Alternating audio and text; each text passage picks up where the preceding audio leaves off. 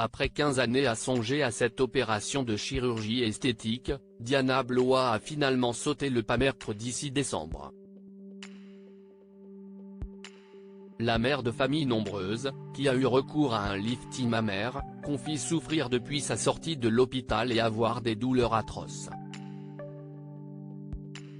En septembre 2022, Diana Blois se confiait à cœur ouvert sur Instagram. Elle avouait à ses milliers d'abonnés: « J'ai beau me dire que j'ai porté la vie cette fois, que j'ai 8 magnifiques enfants. Je n'ai jamais su apprécier ces traces. »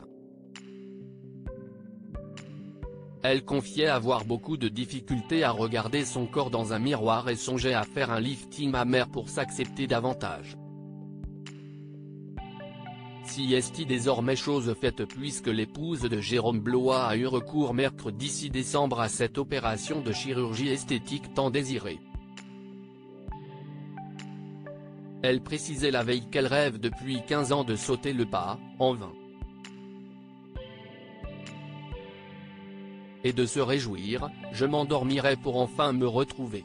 Si est tellement fou. Je ne réalise pas encore vraiment que si est pour de vrai, ça m'émeut tellement. »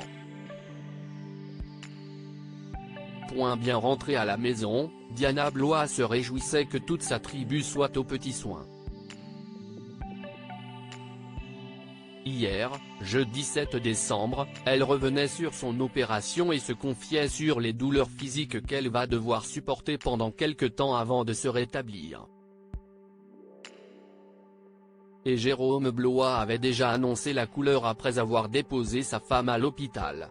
Il indiquait: « Ça va être handicapant pour elle les 15 premiers jours, elle ne pourra pas lever les bras et compagnie. » Et ce n'est pas son épouse qui dira le contraire. En story Instagram, elle proposait de faire un petit débrief de cette sacrée aventure. Si est dur, pour ne pas dire atroce. C'est très dur. Toutes celles qui m'ont dit qu'elles n'ont pas eu mal, ce n'est pas possible, débutait-elle avec le sourire crispé.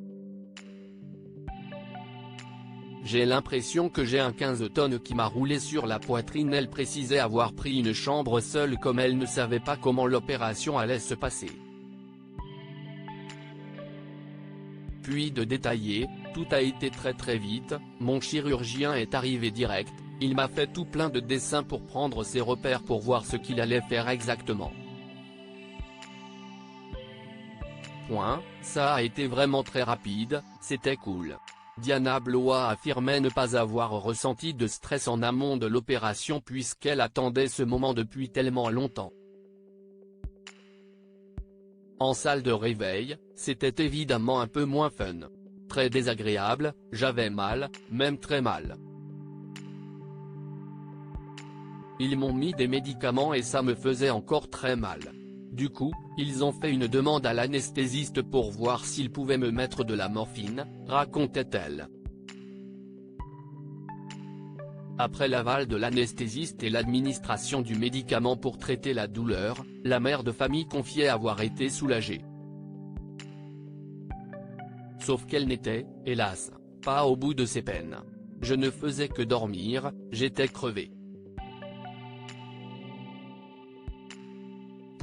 Tout allait hyper bien.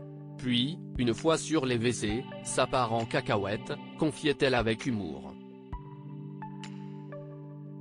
Elle détaillait alors ainsi son propos: « Je me suis levée, je vais aux toilettes et là j'ai la tête qui commence à partir en cacahuète. Envie de vomir. Je trouve la petite sonnette pour appeler les infirmières et là, elles arrivent en bombe. Je leur dis je ne suis pas bien. Elle me ramène sur le lit et j'étais à 2 doigts de partir vraiment. Je refais des tentatives de me lever. On essaie même de marcher un peu quand chouchou, son mari, arrive mais impossible. Je lui disais j'ai la nausée et au final, j'ai vomi et ça m'a soulagé », avouait la femme de Jérôme Blois.